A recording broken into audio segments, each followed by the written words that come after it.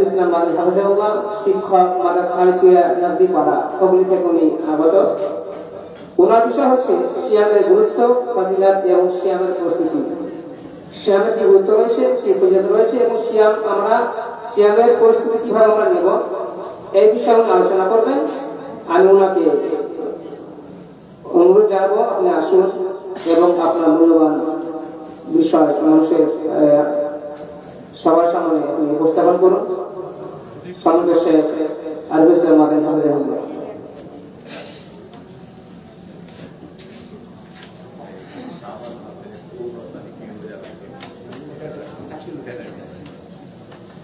যেগুলো বললে এগুলো ফসলা ফারাজ মশলা ফসল এগুলো তো বলিনি, এটা একটা আলাদা বিষয় থাকা দরকার। রোজা সংক্রান্ত মশলা মশাই তাহলে মশলা মশাই আমি গুরুত্ব মনে করে দু তিনটা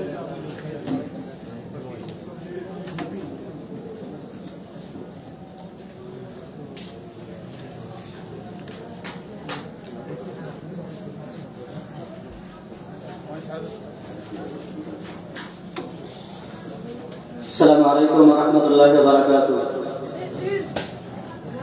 إن الحمد لله نحمده ونستعينه ونستغفره ونعوذ بالله من شرور أنفسنا ومن سيئات أعمالنا. من يهده الله فلا مضل له ومن يضلل فلا هادي له. وأشهد أن لا إله إلا الله وحده لا شريك له وأشهد أن محمدا عبده ورسوله صلى الله عليه وعلى آله وأصحابه وسلم تسليما كثيرا. أما بعد فإن أصدق الحديث كتاب الله وخير الهدي هدي محمد صلى الله عليه وسلم وشر الأمور محدثاتها وكل محدثة بدعة وكل بدعة ضلالة وكل ضلالة في النار. فقد قال الله تعالى: أعوذ بالله من الشيطان الرجيم، بسم الله الرحمن الرحيم، يا أيها الذين آمنوا اتقوا الله حق تقاته ولا تموتن إلا وأنتم مسلمون. يا أيها الناس اتقوا ربكم الذي خلقكم من نفس واحدة وخلق منها زوجها وبث منهما رجالا كثيرا ونساء واتقوا الله الذي تساءلون به والأرحام إن الله كان عليكم رقيبا. يا أيها الذين آمنوا اتقوا الله وقولوا قولا سديدا يصلح لكم أعمالكم ويغفر لكم ذنوبكم ومن يطع الله ورسوله فقد فاز فوزا عظيما. قال الله عز وجل: أعوذ بالله من الشيطان الرجيم، من كان يريد الحياة الدنيا وزينتها نوفي إليهم أعمالهم فيها وهم فيها لا يبخسون. أولئك الذين ليس لهم في الآخرة إلا النار وحبط ما صنعوا فيها وباطل ما كانوا يعملون. وقال النبي عليه الصلاة والسلام: ألا وإن في الجسد مضغة إذا صلحت صلح الجسد كله وإذا فسدت فسد الجسد كله ألا وهي القلب. রাহ মুত্তাফাকুন আলাইহি। শ্রদ্ধেয় সম্মানিত আজকের এই মহৎ সভার সুযোগ্য সভাপতি মহাশয়, সঞ্চালক বৃন্দ, যোগ্যতম উলামায়ে কেরাম, সম্মুখস্থ দিন দরদ ইসলাম দরদি ভাই সকল ও পর্দার অন্তরালে সম্মানিতা মা ও বোনেরা, সুপ্রিয় সম্মানিত দিনী ভাই ও বোনেরা, আজকের আমি এ পর্যায়ে আপনাদের কাছে যে বিষয়কে সম্মুখে রেখে আলোচনা করার প্রয়াস পাবো সেটি হচ্ছে সিয়ামের গুরুত্ব ও ফজিলত এবং সিয়ামের জন্য প্রস্তুতি। আমার পূর্বে আমাদের যোগ্যতম আলেমে দ্বীন শেখ শামসুজ্জোহা রহমানী হাফিজাহুল্লাহ সিয়াম সংক্রান্ত করণীয় এবং বর্জনীয় বিষয় খুব গুরুত্বপূর্ণ এবং গুরুত্ব সহকারে আলোচনা করেছেন। দীর্ঘ আলেমে দ্বীন, আল্লাহ রাব্বুল ইজ্জত যাদের খায়ের দান করেন। আমি বিশেষ করে প্রস্তুতির বিষয়ে বেশি বলবো আশা করছি, কারণ পূর্বের সাথে বিষয়টির সাথে সম্পৃক্ততা কিছুটা রয়েছে। এজন্য আমি আমার ভাষায় বলতে পারি যে কাইফা নাস্তাঈদু লিরমাদান, রমাদানের জন্য কিভাবে প্রস্তুতি নেব, অথবা কাইফা নাস্তাকবিলু রমাদান, রমাদানকে কিভাবে স্বাগতম জানাবো।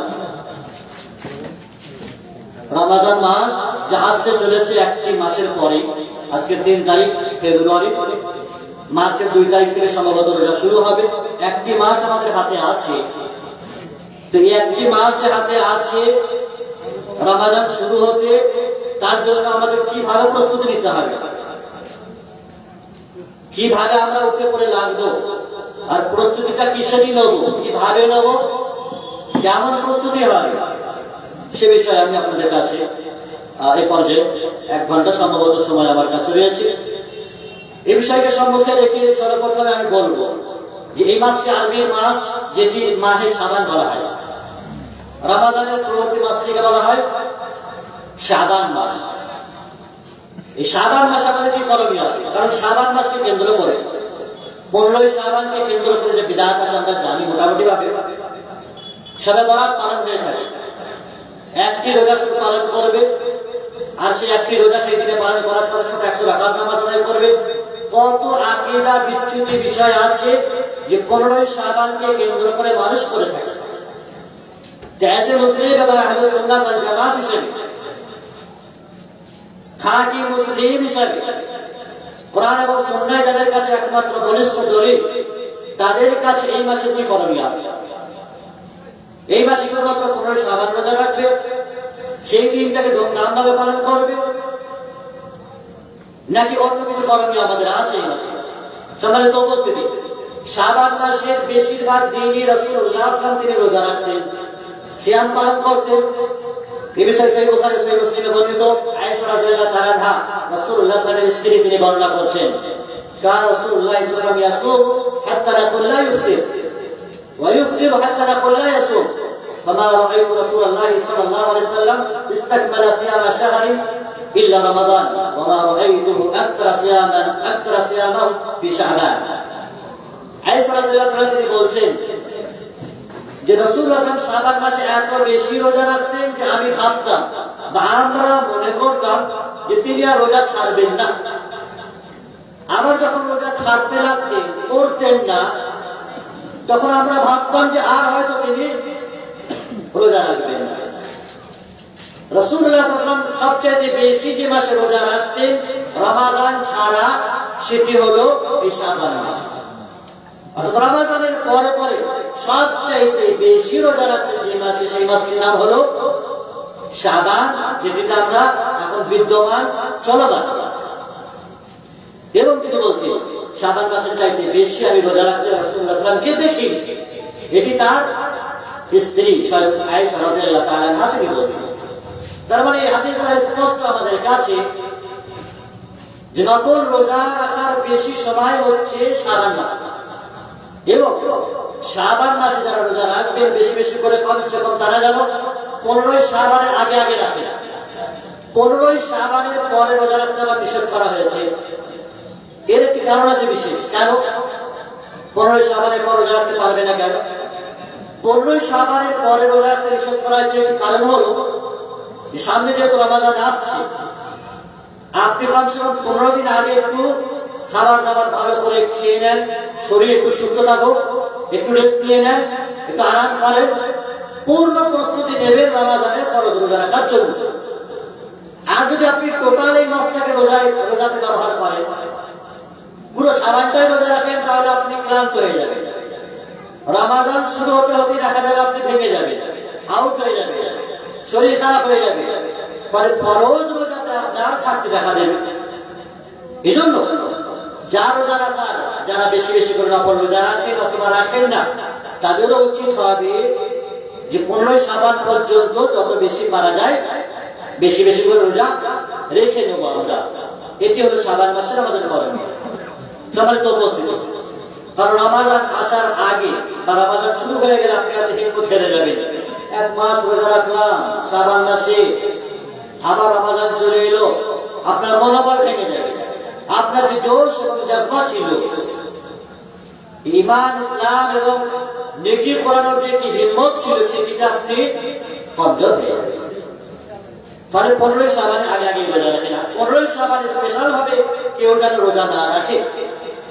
আগে রোজা রাখছেন, পরে রাখছেন, কোনো সমস্যা নেই, 15ই শাবান রাখলেন, কিন্তু আগে পরে কোনো রোজা নেই, ধুমধাম করে শুধুমাত্র একটি দিন 15ই শাবান, সেই দিন যেহেতু রোজা রাখবো, সবাই বরাত পালন করবো, বিভিন্ন রকমের নেকির উদ্দেশ্যে নামাজ আদায় করবো, আর কিছু আকীদা আছে সেগুলি আমরা লালন পালন করবো, এটি নিঃসন্দেহে নাজায়েজ।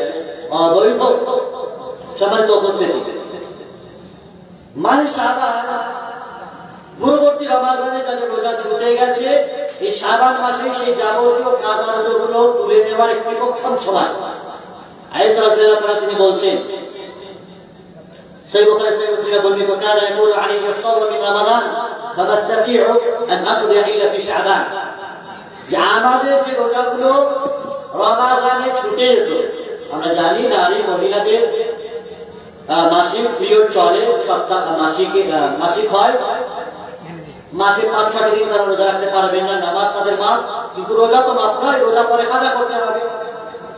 তো এই রোজা কাজা করার সময় আগামী রমজান আসার আগে আগে আপনাকে তুলে নিতে হবে, এতটা সুযোগ আপনার জন্য রয়েছে। আয়েশা রাদিয়াল্লাহু তাআলা তিনি বলছেন, রাসূলুল্লাহ সাল্লাল্লাহু আলাইহি ওয়াসাল্লাম স্ত্রী, যে আমরা আমাদের রমজানে যে রোজাগুলো ছুটে যেত, মাসিক এবং পিরিয়ডের কারণে রাখতে পারতাম না, সেগুলো আমরা এই শাবান মাসে পরিপূর্ণ করে নিতাম। ফামাস্তাতিউ আন আকদিয়া ইল্লা ফি শাবান, আমরা শাবান মাসেই ছুটে যাওয়া কাজা রোজাগুলো পরিপূর্ণ করে নিতাম। তাহলে রমজান আসার পূর্বে যাদের রোজা বাকি আছে, অনেক পুরুষও আছে রোজা ছেড়ে বসে আছে, তোলেনি গায়ে হাতে বসে আছে, অলসতার সঙ্গে দিন কাটাচ্ছে। মহিলারাও হয়তো অনেকে 6টা 7টা কি 10টা রোজা রাখতে পারেনি, মাসে 2টো করে তোলে অথবা তাও তুলতে পারেনি, তারা অনতি বিলম্বে এই শাবান মাসেই যারা তাদের রোজাগুলো কমপ্লিট করে নেয়, পরিপূর্ণ করে নেয়, কারণ আবার সামনে রমজান আসছে। সম্মানিত উপস্থিতি, রমজানের জন্য আমরা কিভাবে প্রস্তুতি নেব? তার পূর্বে সিয়ামের গুরুত্ব ফজিলত আছে, আমরা জানি এই সম্পর্কে একাধিক হাদিস আছে, রমজান এলেও শুনতে পাবো। রাসূলুল্লাহ সাল্লাল্লাহু আলাইহি ওয়াসাল্লাম হাদিস রয়েছে, মান সামা রমাদান ঈমানান ওয়া ইহতিসাবান গুফিরা লাহু মা তাকাদ্দামা মিন যামবিহি, যে ব্যক্তি ঈমান রেখে ঈমানের উদ্দেশ্যে নেকির আশায় রমজানের রোজা রাখলো, তার পূর্ববর্তী সকল গুনাহ আল্লাহ রাব্বুল ইজ্জত মাফ করে দেবে। রোজা রাখা অবস্থায় যারা মিথ্যা কথা, মিথ্যা জনিত কাজ করব, খাবার দাবার ইত্যাদি থেকে বিরত থাকতে পারলো না, বা বিশেষ করে বলেছে যারা রোজা রেখে মিথ্যা কথা ছাড়তে পারলো না, তাদের খাবার দাবার থেকে বিরত থাকার মাঝে কোনো কল্যাণ নেই। আল্লাহর কাছে এমন রোজাদারদের কোনো প্রয়োজন নেই। রোজা বা সিয়াম পালন করার নাম হলো খাবার দাবার থেকে বিরত থাকা, স্ত্রী সহবাস থেকে বিরত থাকা, মিথ্যা কথা, মিথ্যা জনিত কাজকর্ম, বিভিন্ন প্রকারের অনৈসলামিক কাজকর্ম থেকে বিরত থাকার নাম হলো সিয়াম। যারা রমজানের পূর্ণ রমজান রোজা রাখবে, এই রোজার যে পুরস্কার সেটা আল্লাহ রাব্বুল ইজ্জত সেই হাদিসে রয়েছে, হাদিসে কুদসিতে রয়েছে, প্রত্যেকটি আমল বান্দাদের জন্য, আদম সন্তানের জন্য, শুধুমাত্র রোজা ছাড়া, ইল্লা সাওম ফাইন্নাহু লি ওয়া আনা আজজি বিহি, একমাত্র রমজানের যে রোজা রয়েছে, সেই রোজা ছাড়া যে রোজার প্রতিদান বিনিময় আমি নিজে স্বয়ং দেব। এত বড় ফজিলত যারা রমজানের রোজা পালন করে। সম্মানিত উপস্থিতি, আমরা রমজানের জন্য প্রস্তুতি কিভাবে নেব? মাহে রমজানের গুরুত্ব আপনাকে বুঝতে হবে, তার ফজিলত এবং তাৎপর্য আপনাকে অনুধাবন করতে হবে। ভুলে গেলে চলবে না যে রমজান মাস হচ্ছে 12টি মাসের সেরা মাস। আরবির 12টি মাসের সেরা মাস হচ্ছে মাহে রমজান, যেটি বছরে একবারই আসে। এটি আসার আগে আমাদেরকে মাসের কদর এবং তার ফজিলত পূর্ণ অনুধাবন করতে হবে, দিল আর দিমাগে, মগজ মস্তিষ্কে আর মনের মনিকোটাতে বসাতে হবে। মাহে রমজান এলে আপনার যেন কোনো অলসতা যেন না থাকে, উদাসীনতা না থাকে, বেপরোয়া না থাকে, বিভিন্ন রকমের নাশুকরি, অকৃতজ্ঞতা, সিয়াম কিয়াম থেকে বেরোৎপত্তি হওয়ার টেন্ডেন্সি, মানসিকতা যেন না থাকে।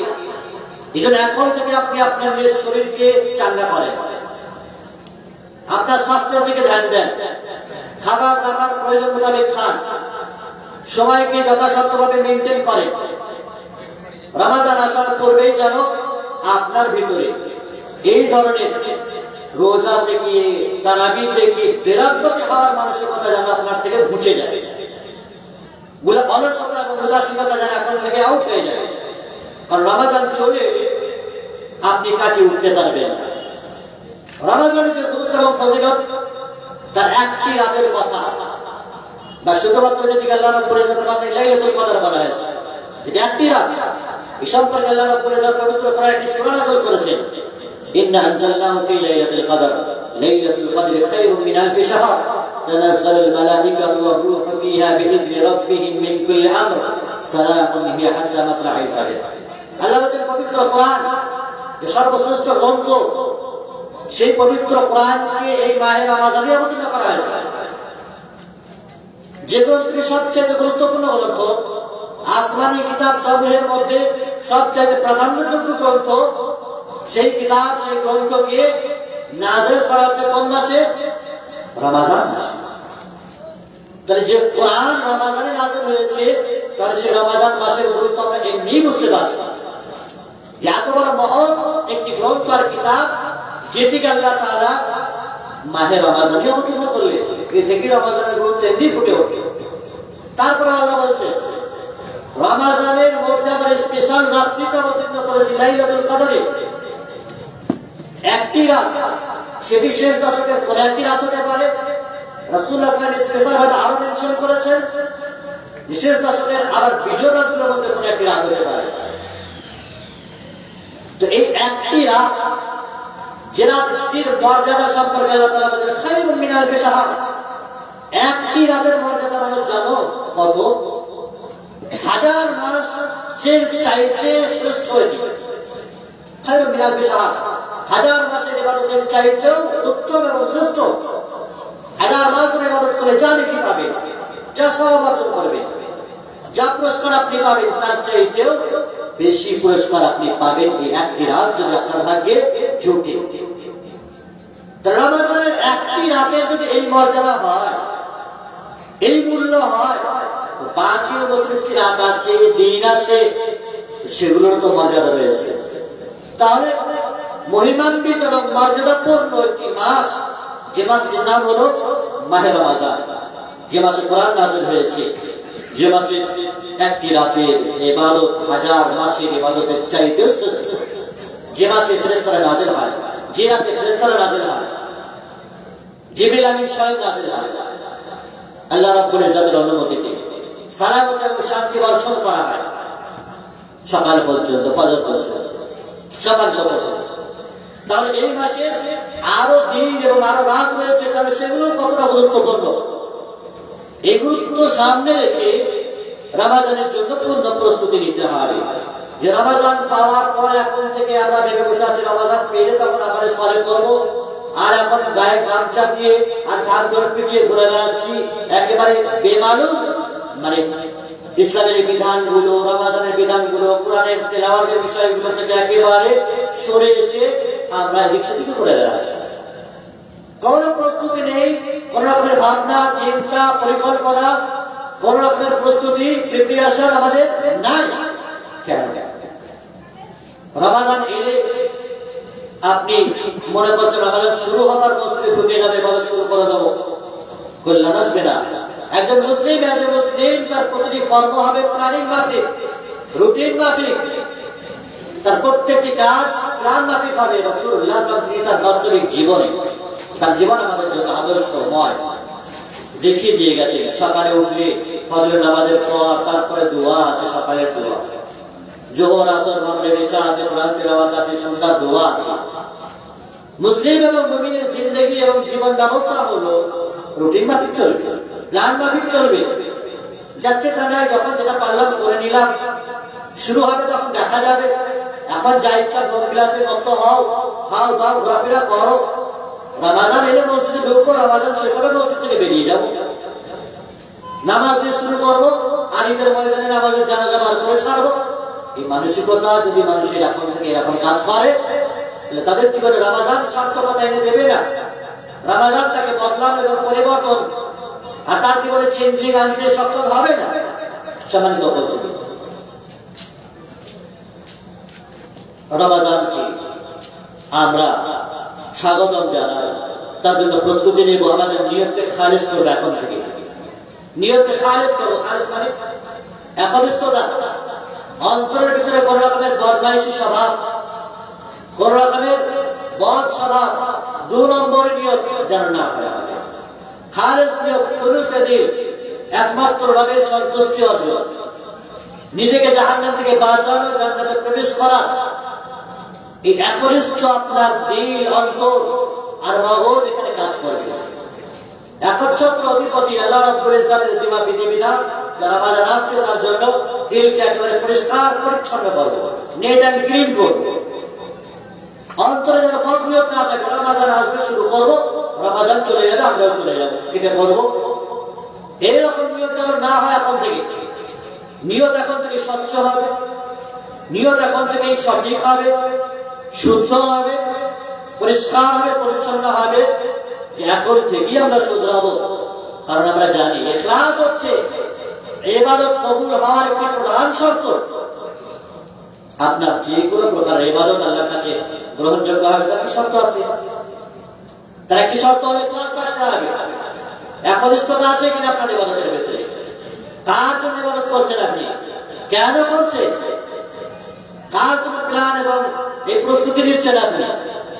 সেটা কি লোককে দেখানোর জন্য যে আমি রোজাদার? না, এমনটি যেন না। তাহলে ইখলাস যেন আপনার অন্তরে থাকে যে কোনো প্রকারের ইবাদতের ক্ষেত্রে। বিশেষ করে যে বিষয়টা আমি বলছি সেটি হলো রমাদানের ক্ষেত্রে। এখন থেকে অন্তরকে পরিষ্কার পরিচ্ছন্ন করে। আল্লাহ রাব্বুল ইজ্জত পবিত্র কোরআনে বলেছেন, ওয়া উমিরু ইল্লা লিয়াবুদুল্লাহা মুখলিসিনা লাহুদ্দিন। আল্লাহ রাব্বুল ইজ্জত এর ইবাদত করার আদেশ করা হয়েছে একনিষ্ঠতার সহিত, দ্বীনকে খালিস করে, কোরআনের ভেজাল আর দুরম্বরের নিয়ত যেন না থাকে। মনে এক কাজে এক এমনটি না হয়, মনের ভিতরে এক আর বাইরের ব্যাপার আর এক এমনটি না হয়।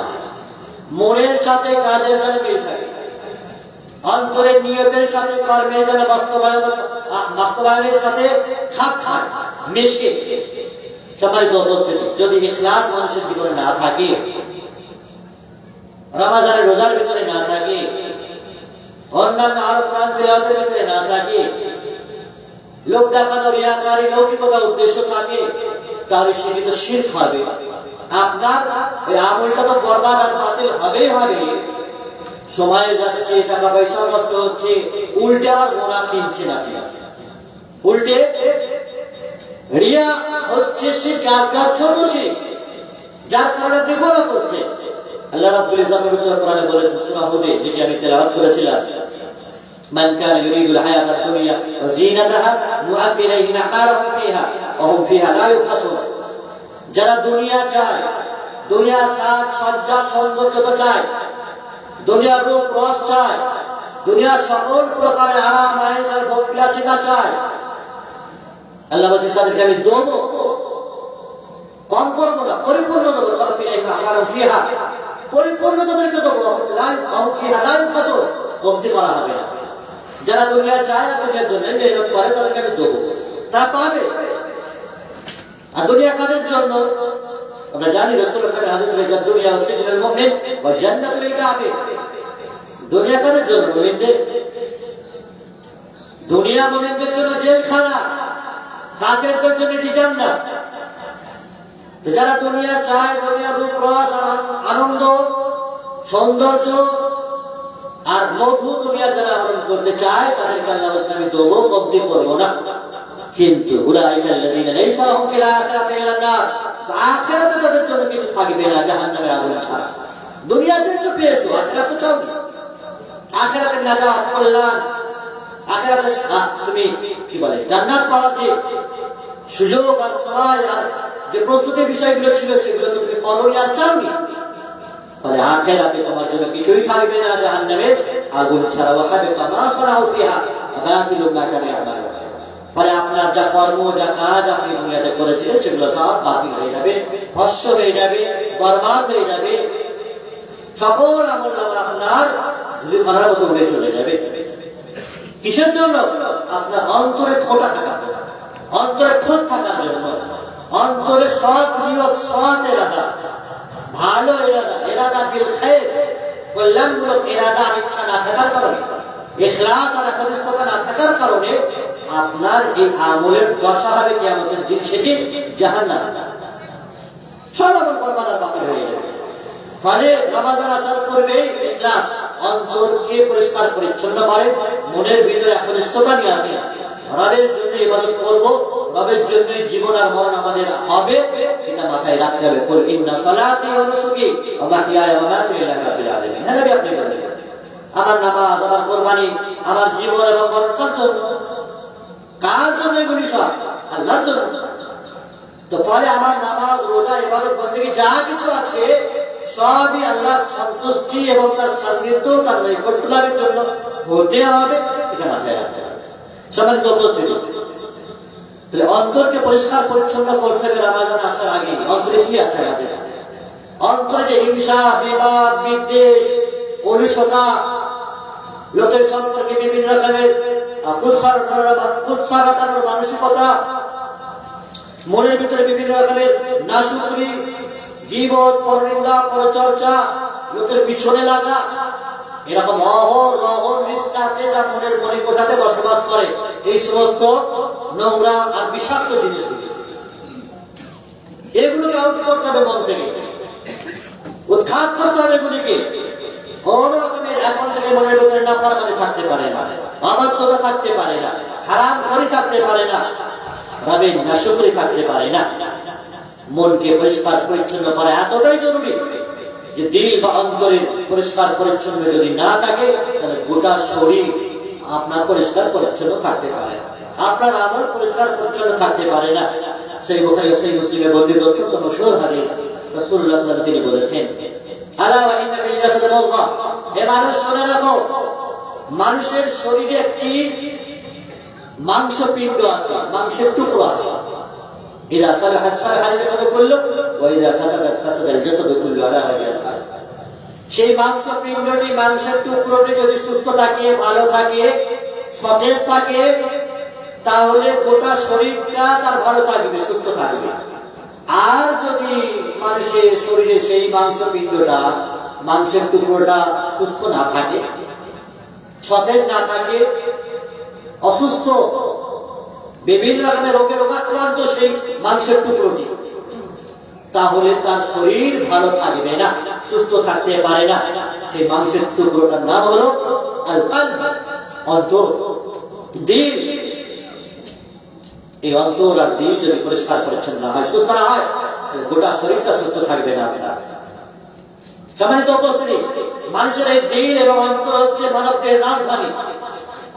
আমরা আমাদের দেশের রাজধানী জানি দিল্লি, ভারতবর্ষের রাজধানী দিল্লি। একটা দেশের রাজধানী যদি সুস্থ না থাকে, ভালো না থাকে, দিন রাত যদি সেখানে মার কাটারি হয়, রক্তগঙ্গা বয়, হিংসা বিদ্বেষের দাবানল জ্বলে, আর বোমাবারুদ, বিভিন্ন রকমের টর্চার, অত্যাচার, জ্বলন্ত অগ্নিকুণ্ড পরিণত হয় যদি রাজধানী, তাহলে বাকি দেশের অন্যান্য সিটি আর শহরের অবস্থা কি হতে পারে? যে রাজধানী কি কন্ট্রোল করতে পারে না, সে আর অন্যান্য সিটির সেবা, অন্যান্য সিটিগুলোকে সুস্থ কি করে রাখবে? তা আপনি যদি আপনার অন্তর, এই দেহের রাজধানীকে যদি সুস্থ না রাখতে পারেন, এই বদ মেজাজি স্বভাব, হিংসা বিদ্বেষ আর যা যা নাম করলাম, এইগুলি মার দাঙ্গা হাঙ্গামা, এইগুলি বিষাক্ত গুলোকে যদি আপনি না সরাতে পারেন, এটাকে যদি আপনি সেফটি না রাখতে পারেন, নিরাপদ না রাখতে পারেন, সুস্থ না রাখতে পারেন, তাহলে বাকি অন্যান্য অঙ্গ প্রত্যঙ্গ, হাত পা, এগুলোকে আপনি ঠিকঠাক ভাবে রাখতে পারবেন না। পারবেন না আপনি। মনকে সুস্থ যদি না রাখতে পারেন, হাত পা আপনার কন্ট্রোলে থাকবে না, এরা আপনার আউট অফ কন্ট্রোল হবে।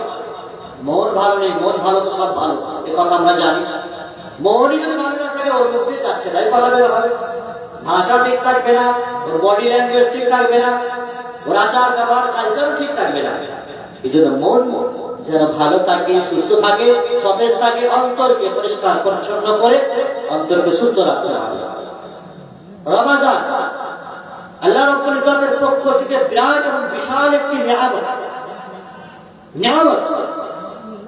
এই নিয়ামত পাবো আমরা, সেই তৌফিক কামনা করতে হবে, শুকরিয়া আদায় করতে হবে। আল্লাহ যারা পূর্বে রমজান পেয়েছি তারা আবারও শুকরিয়া আদায় করবে যে আল্লাহ রমজান পেয়েছে, এখনো বেঁচে আছি, মাহে সাবান পেয়েছি, সামনে রমজানের জন্য পায়, আল্লাহ তোমার শুকরিয়া আদায় করেছে। মানুষ প্রতিটি পদে পদে রবের শুকরিয়া আদায় করতে বদ্ধপরিকর। আল্লাহ যত প্রকারের নিয়ামত দিয়েছেন, আপনি যদি দিন রাত 24 ঘন্টা আল্লাহর ইবাদত করতে লাগে, তারপরেও তার নিয়ামতের শুকরিয়া আদায় করে কি আপনি যথেষ্ট মনে করবেন নিজেকে? লাইন শাকারতুম লাযীদান্নাকুম ওয়া লাইন কাফারতুম ইন্না আযাবি লাশাদীদ। রবের ভাষায় শুকরিয়া আদায় করলে আরো বেশি আল্লাহ তাআলা আপনাকে দেবেন। কি দেবেন? বেশি। কি বেশি দেবে? বেশি দেবেন আপনার রুজি রোজগারে বরকত দান করবে, আপনার দেহেতে বরকত দান করবে, ইবাদতের তৌফিক আপনাকে দান করবে, অসংখ্য নিয়ামত আল্লাহ রাব্বুল ইজ্জত আপনাকে দান করবে। এটা হলো বেশি। আর যদি নিয়ামতের শুকরিয়া না আদায় করো, কৃতজ্ঞতা জ্ঞাপন না করো, কোনো কৃতজ্ঞতা নেই। কৃতজ্ঞতা আছে মানে এই কাজে শুধু মুখে বলে বেড়াচ্ছে আল্লাহ আমাকে অমুক দিয়ে অনেক দিয়েছে, মুখে বলে বেড়ায় কিছু মানুষ আল্লাহ আমাকে অনেক দিয়েছে আর বুক চাপড়ায়, অথচ কর্মে তার আল্লাহ রাব্বুল ইজ্জতের নিয়ামতের শুকরিয়া তার কর্মে বাস্তবায়ন হয়। কর্মের মাধ্যমে সে রবের শুকরিয়া এবং কৃতজ্ঞতা জ্ঞাপন করে না। 5 ওয়াক্ত নামাজে যারা ধার ধারে না, তারা কি আল্লাহর শুকরিয়া আদায় করে? শুকরিয়া আদায় করে তারা? সম্মানিত উপস্থিতি, আল্লাহ রাব্বুল ইজ্জত এক শ্রেণীর মানুষের কথা বলতে গিয়ে বলেছেন, আলাম তারা ইলাল্লাযীনা বাদদালু নি'মাতাল্লাহি কুফরা। হে নবী, তুমি কি তাদেরকে দেখোনি যারা তোমার রবের নিয়ামতকে পরিবর্তন করে দিয়েছিল কুফরি দিয়ে?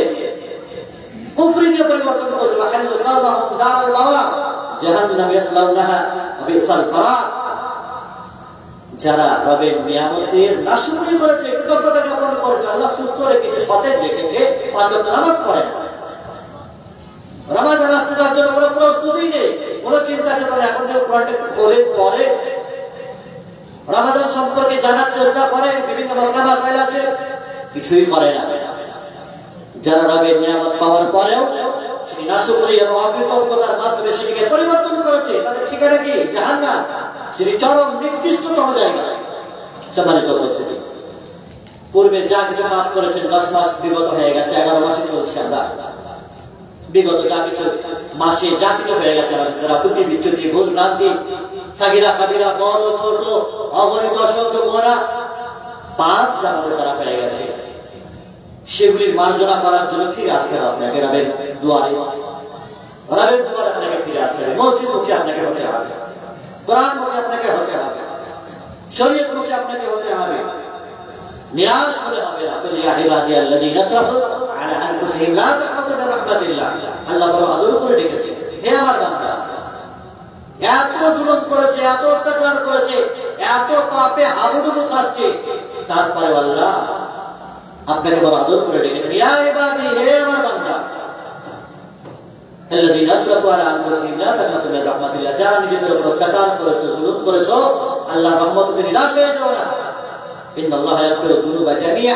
আল্লাহ তাআলা সকল গুনাহকে ক্ষমা করতে পারেন, এই পাওয়ার তার আছে। জীবনে যা কিছু গুনাহ করেন সকল গুনাহকে আল্লাহ তাআলা মার্জনা করে দিতে পারেন মুহূর্তে। তোমাকে সাফ এবং সাফাত করে দিতে পারেন, পরিষ্কার পরিচ্ছন্ন করে দিতে পারেন তারা। এটি আল্লাহ রাব্বুল ইজ্জত পারেন। অতএব নিরাশ হয়ে যাবে না, ফিরে এসো, তওবা করো। বিগত যা হার হয়ে গেছে আর নয়, রমাদান আসতে শুরু করেছে, এবার তো শুধরাও, এবার তো ক্ষান্ত হও।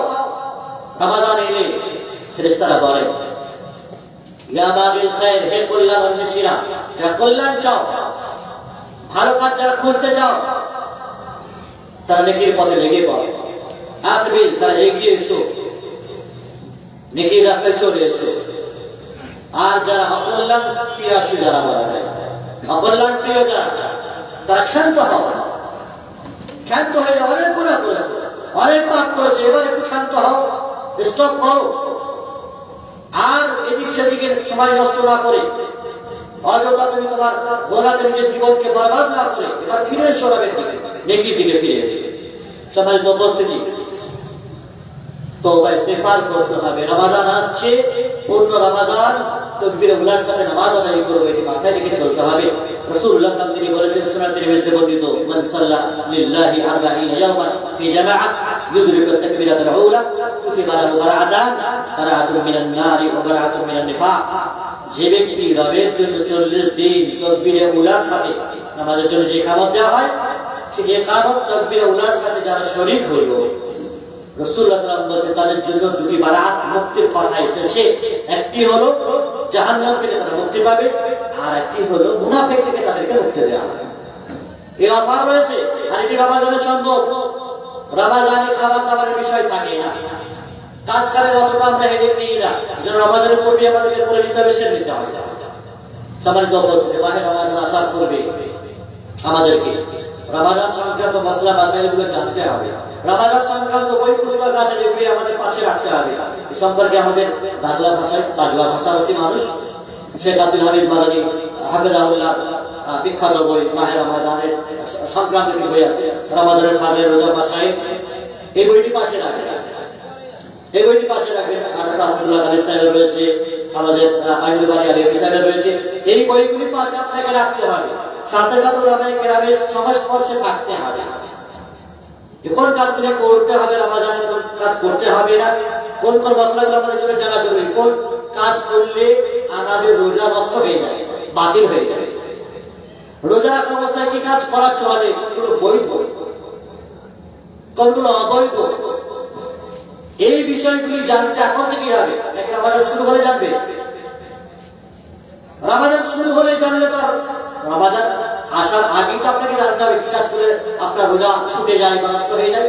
রমাদান শুরু হয়ে যায়, আপনি জানছেন দুদিন পরে, দেখা যাচ্ছে আপনি যা করেছেন একদিন আগে, তাহলে আপনার রোজা বাতিল হয়ে গেছে।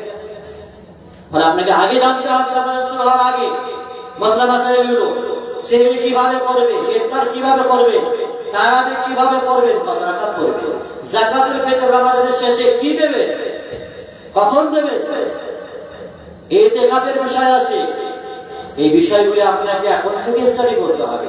এর মাসলা মাসাইল জানা এখন থেকে আমাদের জন্য জরুরি। সম্মানিত উপস্থিতি, রমাদান আসার আগে আমাদেরকে দোয়া শিখতে হবে। যারা 5 ওয়াক্ত নামাজ পড়ি অথচ দোয়া জানি না ভালো করে, ইফতারে দোয়া জানি না, বিভিন্ন আরো দোয়া আছে যে সম্পর্কে আমরা অবগত নই। রমাদান আসেনি, এখন থেকে শুরু করেন দোয়ার বইগুলো। হিসনুল মুসলিম বাংলা জগতের একটি বিখ্যাত বই, বইটি আরবিতে, তার বাংলা ট্রান্সলেশন আছে হিসনুল মুসলিম, ছোট বই। এই বইগুলি পাশে রাখতে হবে। অথবা আব্দুল হামিদ মাদানী হাফেজাহুল্লাহ বই রয়েছে, সহিহ দোয়া ও জিকির, এই বইগুলি পাশে রাখতে হবে।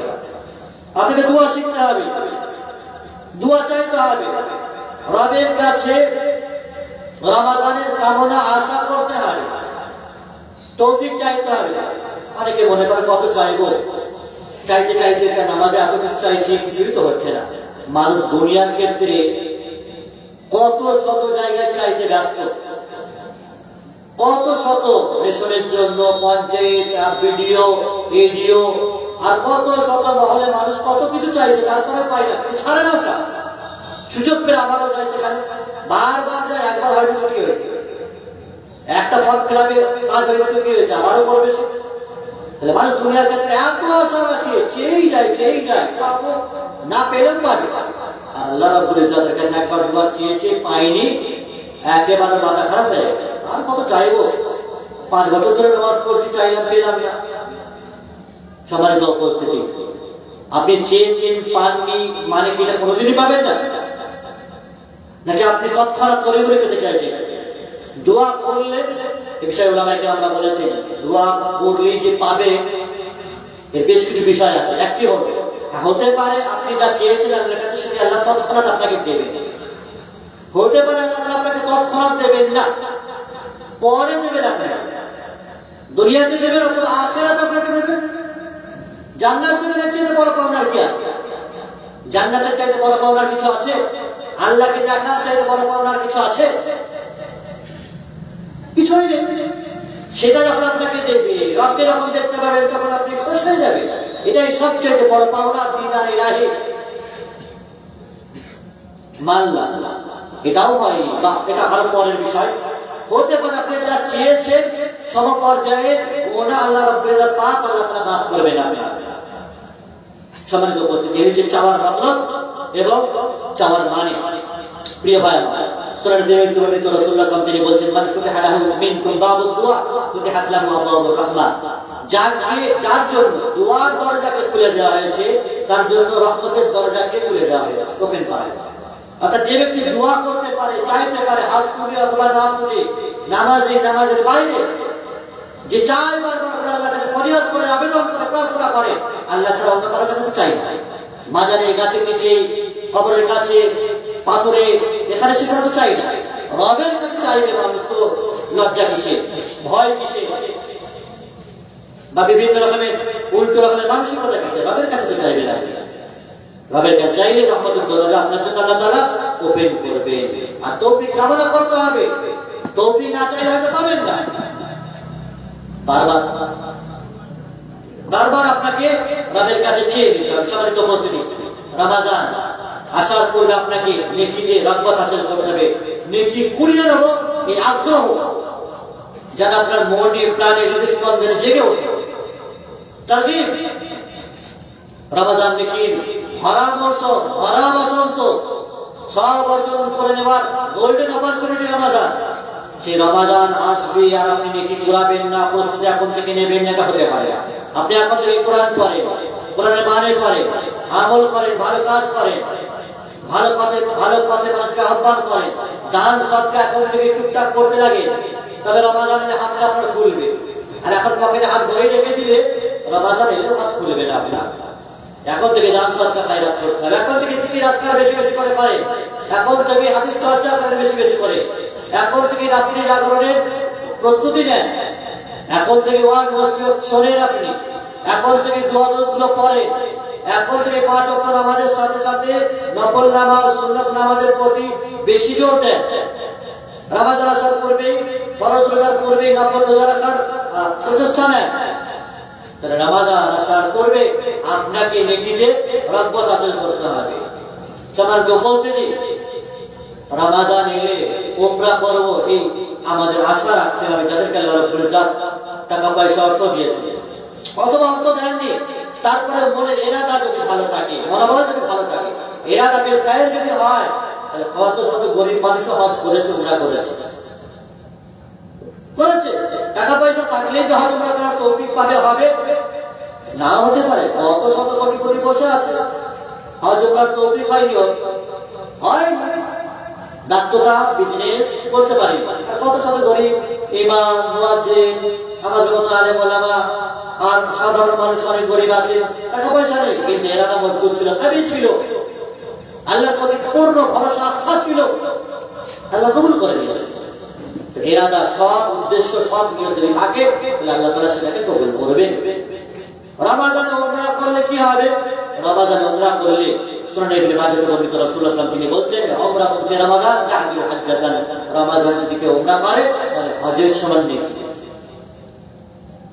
একটা হজ করলে কত খরচ হয় জানা আছে আপনার? এখনকার যুগে 4.5-5 লাখ টাকা প্রায় খরচ হয় এখনকার দিন হজ করতে গেলে।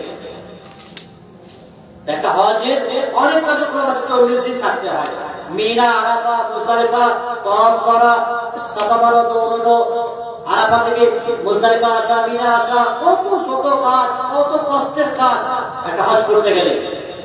কিন্তু রমাদানে যদি কোনো ব্যক্তি উমরা করে, 1 লাখ টাকা থেকে 1,20,000 পর্যন্ত খরচ হয় সামথিং।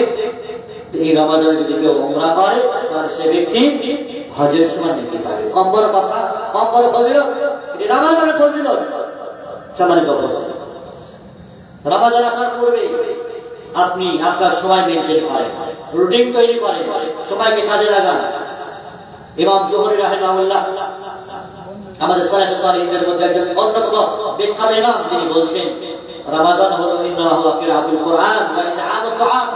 রমাদান হচ্ছে কোরআন তেলাওয়াতের মাস আর খাদ্যদানের মাস। রমাদান দুইটি জিনিসের নাম, এক হচ্ছে কোরআন তেলাওয়াত করতে হবে, যেহেতু আমি আগেই বলেছি রমাদানে পবিত্র কোরআন নাযিল হয়েছে, অতএব রমাদানে বেশি বেশি করে কোরআন তেলাওয়াত করতে হবে। আর খাদ্যদানের মাস, অভাবীদেরকে, গরিবদেরকে, মিসকিনদেরকে অথবা যারা রোজা রেখেছে তাদেরকে খাদ্য দান করবেন, ইফতারি করাবেন, সেহরি করাবেন, খাবার দেবেন। এই দুটি কাজ রমাদানে যেটি আপনাকে করতে হবে। ইমাম সুফিয়ান আস-সাওরি রাহিমাহুল্লাহ তিনি রমাদান মাস এলে তার যে জিম্মেদারি, ডিউটি, দায়িত্ব ছিল, সকল ডিউটি জিম্মেদারি ছেড়ে দিয়ে কোরআন তেলাওয়াতে মগ্ন হয়ে যাবে। কোরআন তেলাওয়াতে নিজেকে স্যাক্রিফাইস আর নিয়োজিত করে ফেলতেন, কোরবানি করে দিতেন। রমাদান এসেছে, 1 মাস থাকবে আর থাকবে না, চলে যাবে। কোরআন নাযিল হয়েছে এই মাসে, অতএব এই মাসটাকে বেশি বেশি করে কোরআন তেলাওয়াত করে ব্যবহার করবে মসজিদ। তারা সকল কাজ ছেড়ে দিয়ে রমাদানে কোরআন তেলাওয়াত করবে। আর আমরা রমাদানে এসে কি করব? চপ পেঁয়াজি আর মুরগি খাবো, ভালো মন্দ ফল ফ্রুট খাবো, এই আশা আকাঙ্ক্ষায় আমাদের থাকবে। সম্মানিত উপস্থিতি, তাদের চিন্তা চেতনা সালাফদের, আর আমাদের চিন্তা চেতনা কোথায় আছে? তা আমাদেরকেও এই আশা আর এই নিয়ত এরাদা এখন থেকে বানাতে হবে। রমজান এলে কোনো কথা নেই, কোরআন তেলাওয়াত করব, তার তরজমা পড়ব, মুখস্থ করার চেষ্টা করব। কোরআনের মজলিস হবে, তালিমের মজলিস হবে, ওলামায়ে কেরামরা বিভিন্ন রকমের নসিহত করেন, মজলিস তাতে বসবো, হাদিস চর্চা করব, জিকির আজকার তাসবিহ তাহলিল সর্বদাই এই মসজিদে আমরা নিয়োজিত থাকব।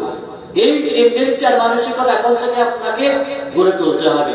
রমজানে যেন কোনো সময় নষ্ট না হয়। ইফতারের এত বেশি আইটেম করতে গিয়ে, আইটেম বানাতে গিয়ে, রেসিপি বানাতে গিয়ে মহিলাদেরকে আপনি রান্নাঘরে ভরে রেখে দিয়েছেন। এটা বানাও, মগজ ভাজা বানাও, এই ভাজা বানাও, ওই ভাজা বানাও, কত রকমের রেসিপি বানাতে দিয়ে ওকে আপনি রান্নাঘরে কিচেন রুমে সীমাবদ্ধ করে দিয়েছেন। এবার আপনার গাড়ির 2টি চাকার মধ্যে যে একটি গাড়ি, সেও তাকে আপনি এক সাইড করে দিয়েছেন। সে বাদে তো সময় পাই না, সুযোগ পাই না, রান্না বান্না আর দিয়ে ব্যস্ত করে দিলেন তাকে। আপনি তাকে সুযোগ দেন, এখানে করিয়ে নিন। সবচেয়ে বেশি জাহান্নামে যাবে তো ওরাই। কারা যাবে সবচেয়ে বেশি জাহান্নামে? কারা হবে? নারীদের মধ্যে নারীরা বেশি জাহান্নামে হবে। তাদেরকে বাঁচাবেন না আপনি, তাদেরকে সুযোগ দেবেন না। ইবাদত শরীর খারাপ, নিজে 5 ওয়াক্ত নামাজ পড়বেন, তাসবিহ তাহলিল কোরআন তেলাওয়াত করবেন না, সে কি করবে? রান্না করবে খালি। দুনিয়াতে মাছ মাংস তরি তরকারি করার জন্য এসেছে। এই জগৎ আপনার সেবা শুশ্রূষা, আপনার মুখে ভালো মন্দ তুলে দেবে রান্না করে, আর জাহান্নামে যাবে সে। এটা আপনি চান স্বামী হিসেবে, বাপ হিসেবে? সম্মানিত উপস্থিতি, তাহলে আমরা পুরুষেরা, স্বামীরা নিজেরা যেমন জাহান্নাম থেকে বাঁচবো, তো পরিবারকে তো বাঁচাতে হবে। ইয়া আইয়ুহাল্লাযীনা আমানু কু আনফুসাকুম ওয়া আহলিকুম নারা, নিজে বাঁচো, পরিবার পরিজনদেরকে বাঁচাও। সম্মানিত উপস্থিতি, সময় মেনটেন করতে হবে। সময় আপনাকে মেনটেন করতে হবে, ইবাদতের সময় কাটাতে হবে। অনুরূপভাবে পাপ থেকে আপনাকে যথাসাধ্য এখন থেকে এড়িয়ে চলতে হবে। রমজান আসার পূর্বে আপনি গুনাহতে আপনি লাগাম দেবেন, ব্রেক কষবেন। রমজান এলে ঠিক শুধরে যাবো, সোজা হয়ে যাবো, এই মানসিকতা রাখলে রমজান চলতেই থাকবে। ফ্যানের সুইচ বন্ধ করলে চট করে এক ধাক্কাতে ফ্যান বন্ধ হয়ে যায় না, ওর রেস ঘুরতে থাকে। তা আপনি ভাবছেন রমজান শুরু হলে আমি একদম সচ্চা বান্দা হয়ে যাবো, খাঁটি বান্দা হয়ে না সেজে পড়বো, একেবারে হবে না। যদি এখন থেকে আপনি গুনাহের সুইচ না বন্ধ করেন, গুনাহের সুইচ এখন বন্ধ করলে ঘুরতে ঘুরতে রমজানে ধাক্কা খাবে। সম্মানিত উপস্থিতি, ফলে আপনাকে আমাকে এখনই আমাদের জীবনের গুনাহ এবং পাপের ক্ষেত্রে ব্রেক মারতে হবে, লাগাম কষতে হবে। রমজান আসার পূর্বে সোশ্যাল নেটওয়ার্ক, টিভি, ইন্টারনেট যা কিছু আছে, এক কথায় সবের মূলধন আর সবের অস্ত্র এই মোবাইলই বলতে পারে, সবকিছু এতে লাগাম দিতে হবে। এতে আপনাকে লাগাম কষতে হবে। মানুষ সোশ্যাল নেটওয়ার্কে এত বেশি ইনভলভ হয়ে আছে, আর রমজান এলে এটা ছাড়তে পারবে না। একটা নেশা আছে, এর প্রতি একটা মহব্বত আছে, ভালোবাসা আছে। এখন থেকে যদি এটাকে সময়টাকে মেনটেন না করতে পারে, এটাকে স্টপ না করতে পারে, এটাকে ব্যবহার দূরে সরিয়ে না রাখতে পারে, তো রমজান এলেও কিন্তু পারবে না। তখন ফেসবুক ঘাঁটবে, ইনস্টাগ্রাম ঘাঁটবে, বিভিন্ন রিলস আর কিছু দেখবে, দিয়ে সময়টা মোবাইলই নষ্ট করবে। এই জন্য পবিত্র কোরআন যেটি কাগজের আকারে আছে, এখন থেকে আপনি পড়তে লাগেন, তেলাওয়াত করতে লাগেন, ওর প্রতি মহব্বত আপনি জোড়ান। সম্মানিত উপস্থিতি, তাহলে বিভিন্ন রকমের সিরিয়াল জগৎ, চলচ্চিত্র জগৎ, অনলাইন জগতে আপনি লাগাম দিতে হবে। এখন থেকে একটু ধীরে ধীরে সরে থাকতে হবে আপনাকে মোবাইল থেকে। তাহলে ইনশাআল্লাহ আজিজ আপনি কোরআনের কাছাকাছি হবেন, একেবারে হাদিসের কাছাকাছি হবেন, মসজিদমুখী হবেন।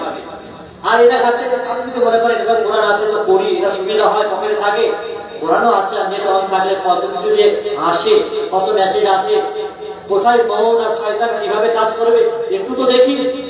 একটু দেখতে গিয়ে যে কোথায় ফেসে যাবে আপনার মানে সেই হুঁশ আওয়াজটাই থাকবে না, আপনি নিজেকে অনুভবই করতে পারবেন না। ফিরে আসবেন যখন, তখন দেখবেন সময় পার হয়ে চলে গেছে, আসলে শুরু করেছেন মাগরিব আযান হয়ে গেছে। সম্মানিত উপস্থিতি, এখন থেকে লাগাম দিতে হবে অনলাইন জগৎকে, টিভি আর নেটওয়ার্ক, ইন্টারনেট ইত্যাদি বিষয়গুলো। সম্মানিত উপস্থিতি, রমজান আসার পূর্বে বাজারঘাট, শপিং, কেনাকাটা যা কিছু আছে এগুলি মিটিয়ে নেওয়ার চেষ্টা করতে হবে। 1 মাস রমজান আমরা যা কিছু খাই, সেটা চিড়ে, মুড়ি, ছোলা, আর কিছু যা কিছু খাই না কেন, সেগুলি বাজারঘাট আমাদেরকে পূর্বে থেকেই করে নিতে হবে, যাতে করে রমজানের দোকানে গিয়ে, মুদিখানার দোকানে গিয়ে, মিষ্টির দোকানে গিয়ে, চপের দোকানে গিয়ে সময় নষ্ট না হয়। এগুলো অলরেডি আগে থেকে আমরা প্রস্তুত করে নেব, তাহলে সময় আমাদের বাঁচবে, সময় বরকত আসবে। এই জন্য বাজার ঘাট যা কিছু আছে সব কিছু আমাদেরকে সেরে নিতে হবে। আমরা জানি সেই মুসলিমে বর্ণিত রাসূলুল্লাহ সাল্লাল্লাহু আলাইহি ওয়াসাল্লাম তিনি বলেছেন, আহাব্বুল বিলাদি ইলাল্লাহি মাসাজিদুহা ওয়া আবগাদুল বিলাদি ইলাল্লাহি আসওয়াকুহা। ভূপৃষ্ঠের সবচেয়ে উত্তম এবং শ্রেষ্ঠতম স্থান হচ্ছে আল্লাহ রাব্বুল ইজ্জতের ঘর, সেটি মসজিদ। আর সবচেয়ে নিকৃষ্ট মানের সবচেয়ে নিকৃষ্টতম যে জায়গা, নোংরা আবর্জনা ময়লা জায়গা, সেটি কোনটি? সেটি বাজার। আর সেই বাজারে যদি মানুষরা বাজার আসে, আর যত বাজারে ঘোরাফেরা করে, আসরের পর থেকে ফল ফুটের বাজারে লোকে লোকারণ্য, শুধু পাঞ্জাবি আর টুপি আর বোরকা আমাদের এই দেশগুলোতে, শহরগুলোতে বা ভরা বাজারগুলোতে দেখতে পাওয়া যায়। রমাদানের জন্য এসেছিল যে মেলা বসানো বা মেলার মতো করে আমরা ঘুরবো ফিরবো, কেনাকাটা করবো, আনন্দের সময় পাস করবো, এই জন্যই রমাদান এসেছিল। সালাতের ইতিহাস যে ইমাম জোহরি আর ইমাম সুফিয়ান সাওরীর কথা, এটাই তারা বলেছিলেন যে রমাদানে কেনাকাটাতে ব্যস্ত থাকবে, কোরআন তেলাওয়াত করার কথা বলেছেন তারা। তাহলে বাজার ঘাটের থেকে ছাড়তে হবে, সর্বশ্রেষ্ঠ স্থান মসজিদগুলোকে আপনাকে হতে হবে। জোহরের নামাজ পড়ার পর বাড়ি যাবেন, মসজিদে কোরআন তেলাওয়াত শিখবেন, পড়বে, অর্থ জানবে, আসরের পরে পড়বে, সামান্য মাগরিবের আগে গেলে, মাগরিবের পরে নামাজ পড়ে আবার পড়বে, এশার পরে আবার পড়বে। এইভাবে রমজানকে মেইনটেইন করতে হবে। বাজার থেকে আপনাকে দূরে সরে থাকতে হবে, বিশেষ করে রমজানে। সম্মানিত উপস্থিতি, অনুরূপভাবে রমজানে গরিব, মিসকিন, অসহায়, বিভিন্ন প্রকারের মানুষ, ঋণগ্রস্ত মানুষ, দারিদ্রতায় ভুগছে, এই ধরনের মানুষ আমাদের দুয়ারে আসে, কাছে আসে। বিভিন্ন মসজিদওয়ালারা আসে, মসজিদ তৈরি করতে পারেনি। অসহায় মানুষ, তারা টাকা পয়সা নেই, অর্থের অভাবে মসজিদ আল্লাহর ঘর বানাতে পারেনি, কাজ দাঁড়িয়ে আছে, লুকিয়ে আছে।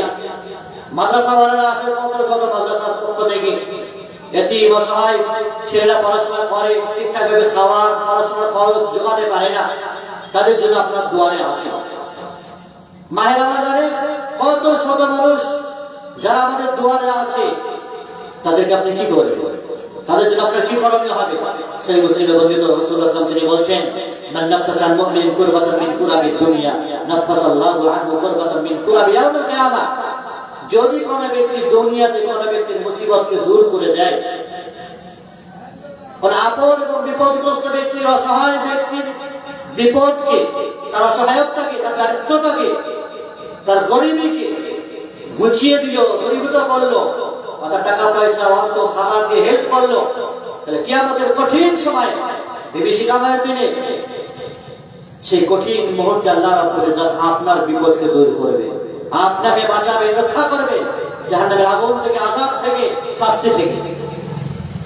ওমান ইয়াসরা আলা মুআসির ইয়াসরাল্লাহু আলাইহি ফি দুনিয়া ওয়াল আখিরাহ। যারা দুনিয়াতে কোনো কঠিন এবং অসহায় মানুষের জন্য সহজ করে, অর্থ দিয়ে, টাকা পয়সা দিয়ে, জামা কাপড় দিয়ে, আর কিছু দিয়ে যারা মুসিবতগ্রস্ত শ্রেণীর মানুষদের হেল্প করবে, সাহায্য করবে, তাদের কঠিনকে সহজ করবে, দুনিয়া এবং আখিরাতে আল্লাহ রাব্বুল ইজ্জত তার জন্য সহজ করে দেবে, তার জীবনকে সহজ করে দেবে, তার কঠিন মুসিবত, বালা মুসিবত, বিপদ আপদকে দূর করবে। ওমান সাবরা মুসলিমান সাবরাল্লাহু আলাইহি ফি দুনিয়া ওয়াল আখিরাহ। যারা কোন মুসলিমের বিভিন্ন রকমের দোষ ত্রুটিকে লুকায়িত রাখবে, আল্লাহ তাআলা দুনিয়া এবং আখিরাতে সেই মুসলিমের দোষ ত্রুটিকে গোপন রাখবেন। আল্লাহু ফি আউনিল আবদি মা কানা আল-আবদু ফি আউনি আখি। আর আল্লাহ রাব্বুল ইজ্জত তার বান্দার সাহায্য সহযোগিতা ততক্ষণ পর্যন্ত করতে থাকে যতক্ষণ কোন বান্দা অপর বান্দার সাহায্য করতে থাকে। करो मेहरबानी अहले ज़मीन पर, करो मेहरबानी अहले ज़मीन पर, अल्लाह मेहरबान होगा अर्श बरी पर। इरहमु मन फिल अर्द यरहमुकुम मन फिस समा। রাসূলুল্লাহ সাল্লাল্লাহু আলাইহি ওয়াসাল্লাম দুনিয়াবাসীর উপর যদি তুমি রহম করো, তো আসমানবাসী তোমার প্রতি রহম করবে। তাহলে দুনিয়াতে যদি কোনো ব্যক্তির কাজে আসে, সাহায্য সহযোগিতা করে, অসহায় ব্যক্তিদের, মসজিদের, মাদ্রাসার, গরিবের, আর ঋণগ্রস্ত ব্যক্তিদের, ইয়তীমের, বিধবার, এদের যদি হেল্প করে, তাহলে আল্লাহ রাব্বুল ইজ্জত সেই বান্দার সাহায্য সহযোগিতা তিনি করতে থাকবেন। রাসূলুল্লাহ সাল্লাল্লাহু আলাইহি ওয়াসাল্লাম তিনি বলেছেন, জাহান্নামের আগুন থেকে বাঁচো, ইত্তাকুন নার ওয়ালাউ বিশিক্কি তামারা। খেজুর এক টুকরো পরিমাণ হলেও জাহান্নামের আগুন থেকে তোমাকে বাঁচতে হবে। খেজুরের এক টুকরো পরিমাণ মানে ছোট্ট ছোট্ট জিনিস, সেটা 1 টাকা হোক, 10 টাকা হোক না কেন, অল্প কিছু হোক, তাও আল্লাহর রাস্তায় ব্যয় করো, লজ্জিত হবে না, তুমি লজ্জা করবে না। অল্প কিছু হলেও আল্লাহর রাস্তায় ব্যয় করে জাহান্নামের আগুন থেকে তুমি নিজেকে বাঁচাবে। আমরা জানি একটি হাদিসে রাসূলুল্লাহ সাল্লাল্লাহু আলাইহি ওয়াসাল্লাম তিনি বলেছেন জান্নাত যাওয়ার বেশ কিছু কারণের সাথে সাথে কারণের বিষয়গুলি বর্ণনা করতে গিয়ে আবাবিদেরকে খাদ্য দান করো, যারা খেতে পারে না তাদেরকে খাদ্য দান করো, খাবার খাওয়াও, রাসূলুল্লাহর হাম আত্মীয়তা বন্ধন বজায় রাখো। বিশেষ করে আমরা রমজানে দেখে থাকি খাদ্যের অভাব থাকে, অসংখ্য পরিবার যারা রোজা রাখে সে ঠিকঠাক ভাবে করতে পারে না। ইফতার করার মতো আপনি তো ফল ফ্রুট আর বিভিন্ন নামি দামি ড্রাই ফ্রুট আর কাঁচা ফ্রুট কত শত রেসিপি বানিয়ে খাচ্ছেন, কিন্তু কত শত প্রতিবেশী অভাবী অসহায় পরিবার আছে যাদের মুখে ঠিকঠাক ভাবে ভালো খাবার ওঠে না। খাবার দেন আপনি এই সময়, এই জন্য রোজার যে কাফারা আছে খাবার দিয়ে দিতে বলা হয়েছে, টাকা দিয়ে হয়। এই জন্য খাবারের একটি গুরুত্ব আছে। যাকাতুল ফিতর রমাদানের শেষে যেটা আছে এজন্যই খাবার দিয়ে দিতে হবে, টাকা দিয়ে নয়। খাবার থেকে যা বিরত রেখেছিল আপনাকে সেটি আপনাকে দিতে হবে আল্লাহর রাস্তায়। অনেক সময় টাকা দিয়ে মানুষের পেট ভরানো যায় না, খিদে ছটফট করছে, লাখ টাকা আপনি তার পকেটে গুঁজে দেবেন আর মুখে গুঁজে দিলে তার কি মানে ভোগ আর ক্ষুধা মিটবে না। তারা অন্ন জোগাতে হবে, খাবার দিতে হবে তাকে। সম্মানিত উপস্থিতি, তাহলে খাবার দান করবেন ভিক্ষুকদেরকে, অসহায়দেরকে, যারা রোজা রাখছেন অথবা যারা অসহায় আছেন পরিবার তাদেরকেও, এবং যারা রোজা রাখছেন তাদেরকেও যদি আপনি দান করেন তাহলে আপনি তাদের সমপরিমাণ নেকিও পাবেন। সম্মানিত উপস্থিতি, শেষ পর্বে উন্নত মানের পরিবর্তন আমল আনতে হবে, করতে হবে আমাদের জীবনে। এর মানসিকতা যে রমাদান এনে যেন আমি আমার জীবনটাকে পরিবর্তন করে নিতে পারি। রমাদান হচ্ছে ট্রেনিংয়ের মাস, একটি মাস আপনার জন্য সাথে। রমাদান হচ্ছে মানুষের জন্য ওয়ার্কশপ, রমাদান মানুষের জন্য ফিল্টার, রমাদান মানুষের জন্য বলা যায় ওয়াশিং মেশিন। সকল প্রকারের গুণাগুলোকে পাপগুলোকে ধুয়ে মুছে আপনাকে পরিষ্কার করে দেবে। এই মাসটির নাম হলো রমাদান, যেটি আপনাকে এক মাস শেখাতে এসেছে হিংসা বিদ্বেষ করতে নেই, গালি গালিজ করতে নেই, তিরস্কার ভৎসনা করতে নেই, মারামারি কাটাকাটি করতে নেই, ভাই ভাই কাঁধে কাঁধে মিলিয়ে মিশে চলতে হয়, আত্মীয়তা বন্ধন বজায় রাখতে হয়, একে অপরকে খাদ্য দান করতে হয়, আদান প্রদান করতে হয়, সবসময় ভালো কাজের দিকে মানুষকে আহ্বান করে। একটা মাস আপনাকে শেখালো, যেই ঈদের নামাজ আপনি পড়লেন সব ভুলে গেলেন, যা শেখালো সব উড়ে চলে গেল। 5 ওয়াক্ত নামাজের মানে জানাজা ওখানে আপনি বার করে দিলেন, আর যা কিছু আপনাকে রমাদান ট্রেনিং দিয়ে গেল এই ভালো কাজগুলো সব সেখানে পুঁতে দিয়ে দাফন করে দিয়ে চলে আসে। এমনটি যেন না হয়। সচ্চা এবং স্বচ্ছনীয় ইখলাস এখন থেকে আমরা পয়দা করবো আমাদের মনে, নিয়ে আসবো নিজেদের জীবনে আমল পরিবর্তন। রমাদানই পারে আপনাকে পরিবর্তন করতে, রমাদানই পারে আপনার জীবনে সুখ স্বাচ্ছন্দ্য এনে দিতে, রমাদানই পারে আপনার জীবনের সকল গুণাকে ধুলোর সাথে মিলিয়ে মিশিয়ে দিতে পারে। রমাদানই পারে আপনার জীবনে আগামী জীবনকে, আগামী মাসগুলোকে আপনার জীবনে একবারে পরিষ্কার পরিচ্ছন্ন সাফ মানুষ হিসেবে আপনাকে পরিণত করতে। সম্মানিত উপস্থিতি, আল্লাহ রাব্বুল ইজ্জত পবিত্র কোরআনে তিনি বলছেন ওয়াবুদ রাব্বাকা হাত্তা ইয়াতিয়াকাল ইয়াকিন, আর তুমি তোমার রবের ইবাদত করতে থাকো। ইয়াকিন বলতে মৃত্যু, যতক্ষণ পর্যন্ত মৃত্যু না আসছে। মৃত্যু আসার আগ মুহূর্ত পর্যন্ত তোমাকে ইবাদত করে যেতে হবে। মুসলিম আর মুমিনের জীবনে রেস্ট আর আরাম বলে কোনো জিনিস নেই। আরাম ওখানে হবে, এখানে যদি কেউ বলে আরাম করবো তো তাকে ব্যারামে ভুগতে হবে। তাহলে এখানে যতক্ষণ মৃত্যু কণ্ঠনা না আসছে রবের ইবাদত করতেই থাকতে হবে। ওয়াবুদ রাব্বাক, আল্লাহ তাআলা বলছেন ইবাদত করতেই হবে, ইবাদত ছাড়া কোনো উপায় নেই। সম্মানিত উপস্থিতি, ফলে আমরা শেষ পর্যায়ে আমি কথাই বলবো যে আজকের আলোচ্য বিষয় যেটি ছিল, বিশেষ করে আমি রমাদানের প্রস্তুতিকে কেন্দ্র করেই বলেছি।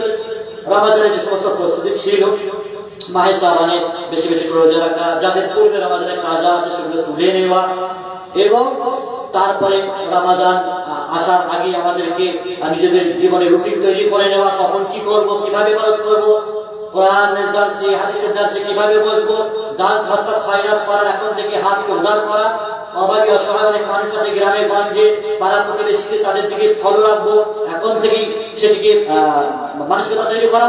রমাদানের বাজার ঘাট থেকে দূরে সরে থাকবো, বেশি বেশি করে মসজিদমুখী হবো, এই মানসিকতা গড়ে তোলা। আল্লাহ রাব্বুল ইজ্জত যেন আমাদের সকলকে যারা আমরা উপস্থিত আছি শুনছি অনলাইন অফলাইন জগতে, আল্লাহ রাব্বুল ইজ্জত সকলকে সেই মাহে রমজান যার জন্য আমরা আকাঙ্ক্ষা করে বসে আছি, যার জন্য আমরা মরিয়া হয়ে বসে আছি, আল্লাহ তুমি আমাদেরকে সেই মাহে রমজান পর্যন্ত পৌঁছে দিও। আল্লাহ বাল্লিগনা রমাদান, হে আল্লাহ মাহে রমজানকে যেন আমরা পেতে পারি তার পূর্ণ তৌফিক দান করো। যারা অসুস্থ আছে তাদেরকে সুস্থতা দান করো, যারা বিভিন্ন রকমের অবাধ্যতা নাফরমানি গুনাহে লিপ্ত আছে আল্লাহ তাদেরকে সকল প্রকার গুনাহ অবাধ্যতা নাফরমানি থেকে কাটিয়ে তোমার দরবারে তাদেরকে আসার তৌফিক দান করো। হে আল্লাহ রমজানে মাহে রমজানকে যেন পূর্ণভাবে আমরা নেকি এবং সওয়াবের মাধ্যমে সেই একটি মাসকে যেন আমরা পালন করতে পারি, তার ভরপুর ফায়দা উঠাতে পারি।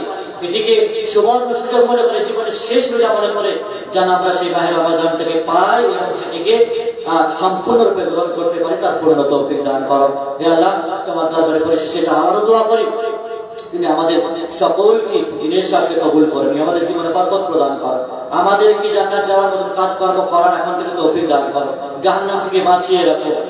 ইয়াতীম অসহায় বিধবা এবং দুর্গত ব্যক্তি যারাই রয়েছে তাদের সকলের পাশে দাঁড়ানোর তৌফিক দান করো, আমিন। আল্লাহ আইজাল ইসলাম ওয়াল মুসলিমিন ওয়া লিল শিরকা ওয়াল মুশরিকিন ওয়া দাম্মির আ'দা'ad-din ওয়াজআল হাযাল বালাদা আমিনান মুতমাইনান খাসা ওয়া ফি সা'iর বিলাদিল মুসলিমিন আম্মাতান ইয়া রাব্বাল আলামিন। আল্লাহ রাব্বুল ইজ্জতের প্রশংসা কৃতজ্ঞতা আউয়ালান ওয়া আখিরান শুরু এবং শেষে আবারও করি, এবং তারপরে উলামায়ে কেরামদের এবং গোবিন্দপুর ভাই বন্ধু এবং উলামায়ে কেরামদের বিশেষ করে আমাদের মুস্তাকিম ভাইয়ের দাওয়াতি এখানে আসা তাদের সকলের কৃতজ্ঞতা জ্ঞাপন করে আমি আমার আলোচনা এখানে শেষ করলাম। আকুলি কওলি হাযা আস্তাগফিরুল্লাহ লি ওয়া লাকুম ওয়া লিসাইরিল মুসলিমিন মিন কুল্লি যামবিন ফাস্তাগফিরুহু ওয়া তুবু ইলাইহি ইন্নাহু হুয়াল গফুরুর রহিম। ওয়া সাল্লাল্লাহু আলা নাবিয়িনা মুহাম্মাদিন ওয়া আলা আলিহি ওয়া আসহাবিহি আজমাইন। ওয়াসসালামু আলাইকুম ওয়া রাহমাতুল্লাহি ওয়া বারাকাতুহু।